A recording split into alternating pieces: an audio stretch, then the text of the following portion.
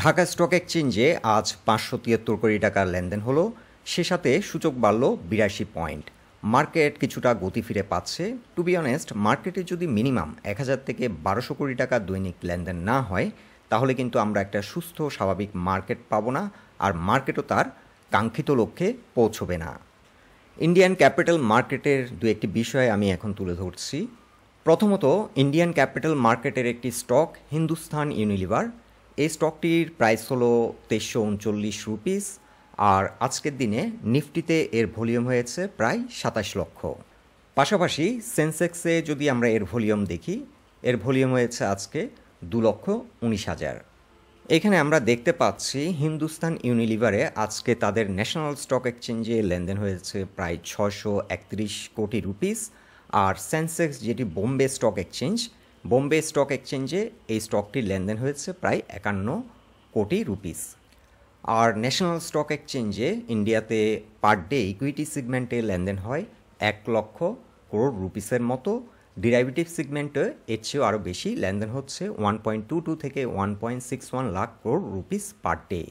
বুঝতেই পারছেন, Indian capital market হলো একটি গতিশীল মার্কেট, আর সারা বিশ্বের বিনিয়োগকারীদের আকৃষ্ট করছে।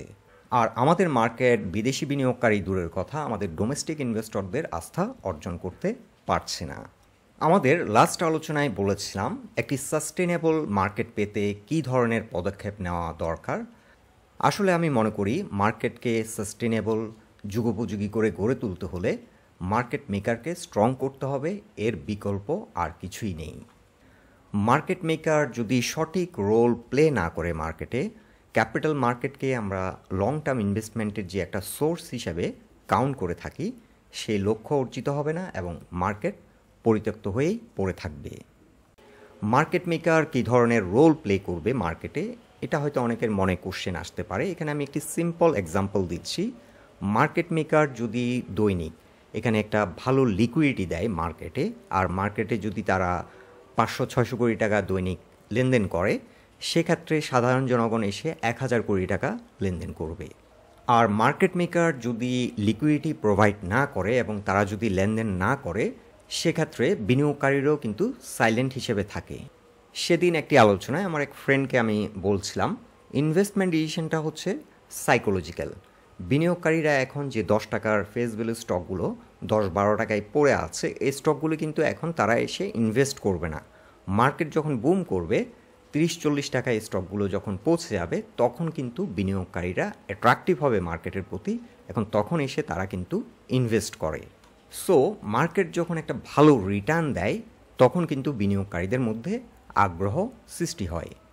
যাই হোক, গত আলোচনায় আমরা বলেছিলাম মার্কেট শর্ট টার্মে কিছুটা প্রফিট দেবে। আজ কিছু ভালো ফান্ডামেন্টাল স্টক নিয়ে আলোচনা করব, যে স্টকগুলি বর্তমানে ওভার ডিসকাউন্টেড প্রাইসে রয়েছে। এই স্টকগুলি আমরা নতুন করে অ্যাকুমুলেট করছি, তবে আপনারা কে কোন শেয়ার বাই সেল করবেন সেটা কমপ্লিটলি ইয়োর চয়েস। আমরা জাস্ট যে স্টকগুলিকে অ্যাট্রাকটিভ ফিল করছি বর্তমান মার্কেট সার্কামস্টেন্সে, সেই স্টকগুলি শেয়ার করছি। প্রথমত যে কোম্পানিটিকে নিয়ে আমরা আলোচনা করব, এটি হলো বাংলাদেশ শিপিং কর্পোরেশন। এই কোম্পানিটিকে নিয়ে এর আগে আমরা কয়েকটি অ্যানালাইসিস দিয়েছি, বোথ ফান্ডামেন্টাল এবং টেকনিক্যাল অ্যানালাইসিস রয়েছে, আপনারা চাইলে দেখে নিতে পারেন। বাংলাদেশ শিপিং কর্পোরেশন মূলত আমরা একটু লং টার্ম বেসিসে ইনভেস্ট করছি ২ থেকে ৩ বছর সময়ের জন্য, আর এই স্টকটির আমাদের টার্গেট হবে ১৮০ থেকে ২২০ টাকা। তবে এই কোম্পানিটিতে বর্তমানে যে ধরনের গ্রোথ রয়েছে, এই ধারাবাহিকতা যদি কোম্পানিটি ধরে রাখতে সক্ষম হয়, সেক্ষেত্রে ৩০০ থেকে ৩৫০ টাকা পর্যন্ত প্রাইস অ্যাকশন হতে পারে। বর্তমানে অ্যাকুমুলেট করার জন্য বিএসসি ভালো প্রাইস পয়েন্টে অবস্থান করছে। স্টকটি হয়তো শর্ট টার্মে ১৩০ থেকে ১৫০ পর্যন্ত প্রাইস অ্যাকশন হতে পারে, তবে লং টার্মে আমরা আশা করছি স্টকটি ভালো প্রফিট দেবে। সেকেন্ড যে স্টকটি নিয়ে এখন আমরা আলোচনা করছি, এটি হলো টেক্সটাইল সেক্টরের একটি stock, Paramount textile. Paramount textile বর্তমান যে প্রাইস পয়েন্টে অবস্থান করছে, এখন অ্যাকুমুলেট করার জন্য ভালো একটা প্রাইস পয়েন্টে আছে, চাইলে ইনভেস্ট করা যেতে পারে। আর এই স্টকটির ক্ষেত্রে আমাদের ফার্স্ট টার্গেট হবে 80 এবং আমাদের সেকেন্ড টার্গেট হবে 120 থেকে 140। প্যারামাউন্ট টেক্সটাইলে চাইলে শর্ট টার্মের জন্য ইনভেস্ট করা যেতে পারে, লাইক 6 মান্থস টু 1 ইয়ার। এই স্টকটি ভালো একটা ক্যাপিটাল গেইন দেবে বলে আমরা আশা করছি। থার্ড আমরা যে স্টকটি নিয়ে আলোচনা করছি, এটি হলো ফিনান্স সেক্টরের একটি stock, delta BRAC housing finance বর্তমানে ইনভেস্টমেন্টের জন্য ডিভিএস ভালো প্রাইস পয়েন্ট অবস্থান করছে। এই পয়েন্ট থেকে চাইলে অ্যাকুমুলেট করা যেতে পারে। এই স্টকটি টার্গেট হতে পারে 70 থেকে 80, লং টার্মে 120 টাকা পর্যন্ত প্রাইস অ্যাকশন হতে পারে। ফোর্থ আমরা যে স্টকটি সিলেক্ট করেছি এটি হলো পেপার সেক্টরের সোনালী পেপার।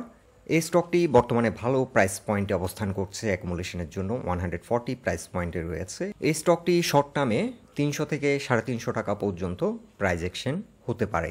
সো পেপার সেক্টরে এই স্টকটি আমাদের কাছে অনেকটা লুক্রেটিভ মনে হচ্ছে।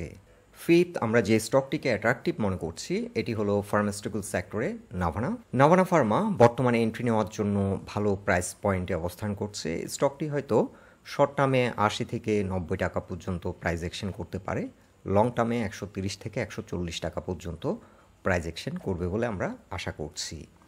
এই স্টকটি আমরা কিছুটা শর্ট টার্মের জন্যই ইনভেস্ট করেছি। এই স্টকটিতে মাঝে মধ্যে ভালো ট্রেডিং অপরচুনিটি আসে। এখন আমরা আইটি সেক্টরের একটি স্টককে শর্ট টার্ম ট্রেডিংয়ের জন্য চুজ করেছি, এটি হলো ই জেনারেশন আজকে 20 টাকা 30 পয়সায় ক্লোজ হয়েছে। চাইলে এই স্টকটিতে এন্ট্রি নেওয়া যেতে পারে এবং এই স্টকটির ক্ষেত্রে আমাদের শর্ট টার্ম টার্গেট হবে 30 থেকে 35 টাকা। বর্তমানে ই জেনারেশন যে প্রাইস পয়েন্টে রয়েছে ট্রেডিংয়ের জন্য এটি একটি ভালো চয়েস হতে পারে। এখন আমরা যে স্টকটি নিয়ে আলোচনা করছি ডরিন পাওয়ার সেক্টরের একটি ভালো ফান্ডামেন্টাল স্টক। বর্তমানে যে প্রাইস পয়েন্টে অবস্থান করছে প্রাইস পয়েন্টে আমরা অনেকটা লুক্রেটিভ মনে করছি এই স্টকটিকে। ডরিন পাওয়ারের ক্ষেত্রে শর্ট টার্মে আমাদের যে টার্গেট সেটি হলো 32 থেকে 34, লং টার্মে স্টকটি 50 টাকা থেকে 60 টাকা পর্যন্ত প্রাইস অ্যাকশন করতে পারে। সো বর্তমানে যে প্রাইস পয়েন্টে অবস্থান করছে এন্ট্রি নেওয়ার জন্য এটি একটি ভালো প্রাইস, চাইলে গ্র্যাজুয়ালি এন্ট্রি নেওয়া যেতে পারে। আর লং টার্মে স্টকটি অনেক ভালো করতে পারে কারণ স্টকটির ফান্ডামেন্টাল অনেক স্ট্রং। সো বন্ধুরা এই স্টকগুলোকে বর্তমান সময়ে ইনভেস্টমেন্টের জন্য আমরা প্রেফার করছি এবং এই স্টকগুলিতে আমরা গ্র্যাজুয়ালি এন্ট্রি নিচ্ছি। একদিকে এই স্টকগুলি ভালো ফান্ডামেন্টাল হওয়ার কারণে ভালো ডিভিডেন্ড দেয়, অন্যদিকে মার্কেট পারফর্ম করলে এই স্টকগুলি থেকে ভালো একটা ক্যাপিটাল গেইনও আসবে। বস্তুত এই কারণেই আমরা এই স্টকগুলিকে বর্তমান সময়ে এন্ট্রি নেওয়ার জন্য প্রেফার করছি। সবাই সুস্থ থাকুন, ভালো থাকুন, একটা হেলদি মার্কেট আগামী দিনগুলোতে আমরা পাবো বলে প্রত্যাশা রাখি।